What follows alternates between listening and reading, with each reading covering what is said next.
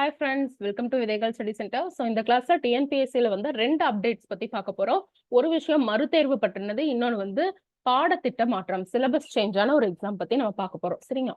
First வந்து அரசு உதவி வழக்கு நடத்துனர் அவங்களோட எக்ஸாம்ஸ் வந்து ப்ரிலிம்ஸ் எக்ஸாம் வந்து பாத்தீங்கன்னா 14th 12 அப்ப நடந்துச்சு. சரிங்களா? சில டெக்னிக்கல் இஷ்யூனால நிறைய பேர் எழுத முடியாது அப்படிங்கறக்காக அந்த மறுதேர்வை எப்ப வச்சிருக்காங்க அப்படின்னா February 22 வந்து வச்சிருக்காங்க. சரிங்களா?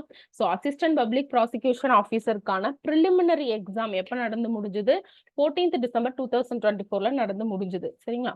ஸோ அதோட எக்ஸாம் எக்ஸாம் வந்து பாத்தீங்கன்னா 22 Feb 2025ல நடக்க போகுது. ஓகே. ஸோ இதுல என்ன ப்ராப்ளம் அப்படின்னு சொல்லி பாத்தீங்கன்னா, சில டெக்னிக்கல் இஷ்யூஸ்னால நிறைய பேர்னால எக்ஸாம் எழுத முடியாம போயிட்டுருச்சு. ஸோ அதனால வந்து 22 Febல வந்து எழுதிக்கலாம். அதே மாதிரி பாத்தீங்கன்னா ஆல்ரெடி இந்த 14ஆம் தேதி அப்பியர் ஆனவங்க, இந்த எக்ஸாமுக்காக அப்ளை பண்ணவங்க மட்டும் இல்லாம அப்ளை பண்ணாதவங்க கூட இந்த எக்ஸாம்ஸ் வந்து 22 February நடக்கக்கூடிய எக்ஸாம்ஸை எழுதலாம் அப்படின்னு சொல்லி டிஎன்பிஎஸ்சி ஒரு நியூ அப்டேட் கொடுத்துருக்கு. So 22 February. ஸோ இந்த எக்ஸாமுக்கு போடாதவங்கள போட்டுக்கோங்க, உங்களோட குவாலிஃபிகேஷன்ல பார்த்துக்கோங்க. ஸோ ஜென்ரலா 26ல இருந்து 36 ஏஜ் இருக்கு. மற்ற கேட்டகரிக்குல ஏஜ் ரிலாக்ஸேஷனும் இருக்கு. அது நீங்க வெப்சைட்ல போய் கிளியரா பார்த்துட்டு இதுக்கு நீங்க அப்ளை பண்ணலாம். சரிங்களா? அடுத்தது பாத்தீங்கன்னா ஹெச்ஆர்என்சில குரூப் 1 எக்ஸாம் எழுதுவோம் இல்லைங்களா? EO exam. அதுக்கு ஒரு சிலபஸ் வந்து சேஞ்ச் பண்ணியிருக்காங்க. ஒன்றும் இல்லை, இப்போ நம்ம குரூப் 4 குரூப் 2க்குலாம் எப்படி வந்து மெர்ஜ் பண்ணாங்க, அப்புறம் ஒவ்வொரு இதுவும் வந்து ஒவ்வொரு யூனிட்டுக்கும் எவ்வளோ மார்க்ஸ்ன்னு சொல்லியிருக்காங்க இல்லைங்களா? ஸோ அது இன்டர்வியூ இல்லாத பதவிகளுக்கு வந்து பார்த்தீங்கன்னா உங்களுக்கு சிலபஸ் சேஞ்ச் பண்ணியிருக்காங்க. ஸோ அந்த அப்டேட்டும் வந்திருக்கு. ஸோ அப்போ நமக்கு ரொம்ப ஈஸி தான். எந்தெந்த சப்ஜெக்ட் எவ்வளோக்கு வருது, எவ்வளோ ப்ரியாரிட்டி கொடுக்கலாம் அப்படிங்கிறது இதுலயும் நமக்கு தெரிஞ்சிருச்சு.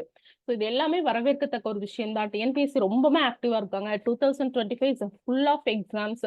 ஸோ எலிஜிபிளா இருக்கிற எல்லாருமே நீங்க இந்த எக்ஸாம்ஸ் எல்லாத்துக்குமே நம்ம அட்டென்ட் பண்ணலாம்.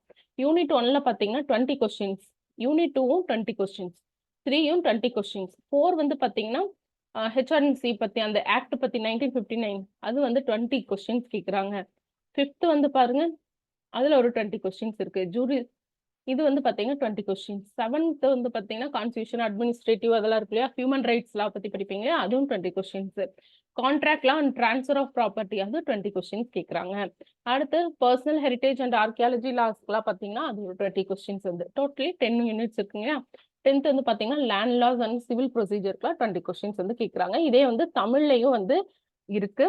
இது ஃபுல்லுமே நீங்க சைனம், வைணவம், சாக்தம், கௌமாரம் இதை பத்தில 20 இது. ஸ்மிருதி, ஸ்ருதிகள், 12 திருமுறைகள், 4 திவ்ய இது அப்படியே கொஞ்சம் ஸ்ப்ளிட் பண்ணி போட்டிருக்காங்க. சிலபஸ் அப்படியே ஸ்ப்ளிட் பண்ணி போட்டிருக்காங்க. ஸோ இது ரொம்பவே ஈஸியா இருக்கும் நம்மளோட ப்ரிப்பரேஷனுக்கு. ஸோ இதை டவுன்லோட் பண்ணிக்கோங்க. எல்லா குரூப்லயும் நான் ஷேரும் பண்ணிடுறேன். ஓகேங்களா? ஸோ இந்த மாதிரி வர அப்டேட்ஸ் எல்லாமே நமக்கு 7 o'clock கரெக்டா வந்து 7 to 7:30 இந்த டைம்ல நம்ம சேனல்ல அப்டேட் வந்திருக்கும். நீங்க பார்த்துக்கலாம் டெய்லி வரக்கூடிய TNPSC updates. Okay, thank you friends.